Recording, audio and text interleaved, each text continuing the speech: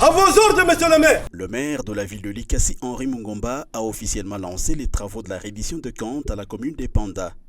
Une séance consacrée à la présentation du bilan de la gestion administrative et financière, ainsi qu'à l'évaluation des actions réalisées au profit de la population.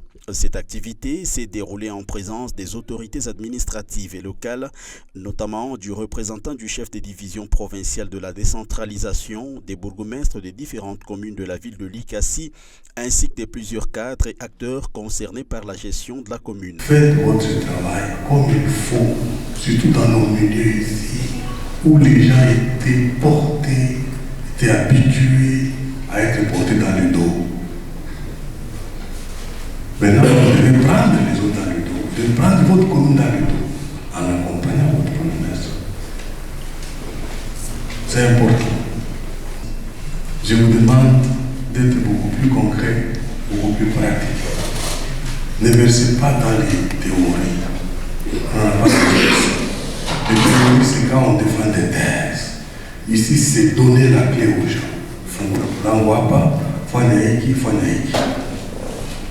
J'insiste sur la vous aurez 3 jours à passer ici, en tout cas.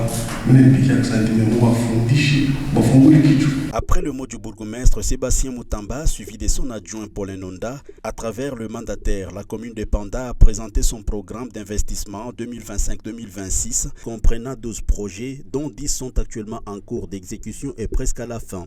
La décentralisation ne peut réussir sans la participation active des citoyens.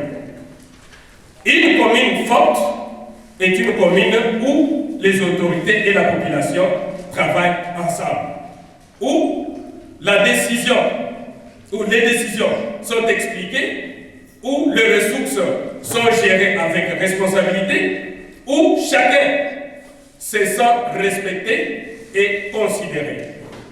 La division provinciale de la décentralisation et réforme institutionnelle réaffirme à travers cet exercice son engagement à accompagner les entités territoriales et décentralisées dans l'amélioration de leur gouvernance. Ces réalisations constituent l'une des principales réponses apportées aux besoins de la population dans différents secteurs. La présentation a notamment porté sur les ressources mobilisées, leur affectation ainsi que le niveau d'exécution des différents projets. Aujourd'hui, nous allons décider.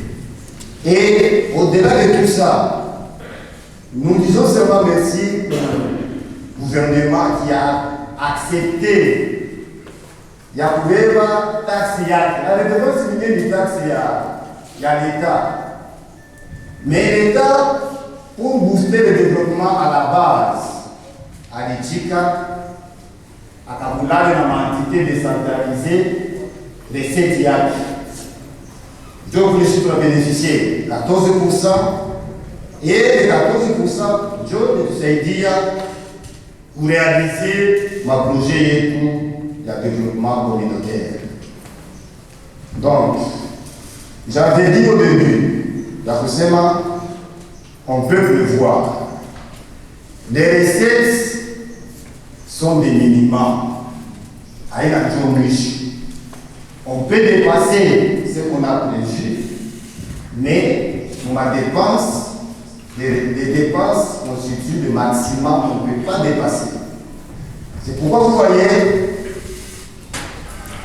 la prévision des plateformes fiscales, 19 milliards. Mais en réalisation, nous sommes partis à 21 milliards. Ma entreprise, il est où n'est pas les dépenses minières. Un exercice dont le jeu de questions et réponses a permis aux citoyens de mieux comprendre la gestion des finances publiques et de suivre l'utilisation des moyens mis à la disposition de leur commune. Nous avons opté l'option, il y a civisme, ma notion fiscale, mais la population petit à petit. Au-delà de ça, c'est la raison pour laquelle vous voyez les investissements, allais-je dire, que nous sommes en train de mettre à l'œuvre. Kama munaingia mkomini munaona mko mabus, ile mabus munaona ni nashete wazaka textuellement vile monsieur anawaza que kesho kama tuna relevance inaisha tutasurvivre je nous avons payé des bus. Il est ma bus, il te permettre que ce couple ma recette. Ce qui veut dire qu'il y a un changement ou pas, ce qui veut dire les entrées Itakoui. À travers cette démarche, les autorités locales réaffirment leur engagement en faveur de la transparence, de la redevabilité et de la bonne gouvernance. La poursuite des travaux en cours devrait permettre d'achever les projets programmés et de renforcer les infrastructures et services destinés à améliorer les conditions de vie de la population de Panda. C'est à travers cette reddition de comptes qu'il a été révélé que l'entité n'a reçu aucun fonds de la rétrocession du pouvoir central comme de la province sur toute la période de 2025.